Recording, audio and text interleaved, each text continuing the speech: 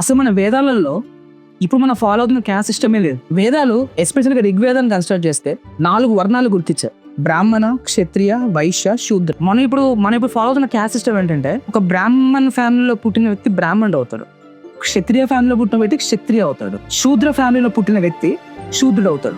ఋగ్వేద 9:122 మనం కన్సిడర్ చేస్తే వర్ణం అనేది it's not by birth, it's by conduct. తన యొక్క ఆలోచనలు, తన యొక్క బుద్ధి, తన యొక్క నైపుణ్యం బట్టి వర్ణం అనేది డిసైడ్ అవుతుంది. ఒక బ్రాహ్మణుడికి పుట్టిన వ్యక్తి శూద్రుడు అవ్వచ్చు, శూద్రుడు పుట్టిన వ్యక్తి బ్రాహ్మణుడు అవ్వచ్చు. వీటిని ఈ 4 వర్ణాలని బ్రహ్మదేవుడి యొక్క 4 భాగాలుగా మనం కొలుస్తాం. ఇట్లా కొలిసినప్పుడు ఎప్పుడైతే ఒక మనిషి స్టాండర్డ్ గా నిలబడాలంటే ఆ 4 భాగాలు సరిగ్గా పనిచేయాలి. ఇప్పుడు శూద్రుడు కాలు లెక్క కొలిసినా కూడా కాలు సరిగ్గా పనిచేయకపోతే మనిషి నిలబడలేడు. సో మన వేదాలలో ప్రతి ఒక్క వర్ణానికి ఈక్వల్ వేడేజ్ ఇచ్చారు. ప్రతి ఒక్క వర్ణం దాని యొక్క డ్యూటీ వాళ్ళు చేయాలి. అయితే ఇప్పుడు మనం ఎలా ఫాలో అవుతున్నాం? మన భారతదేశానికి మూల కారణమైన వేదాలలో చెప్పింది ఫాలో అవుతున్నామా లేదా? ఈ ఋగ్వేదాలో అన్టచబుల్స్ కానీ దళిత్స్ గురించి మెన్షన్ చేయలేదు.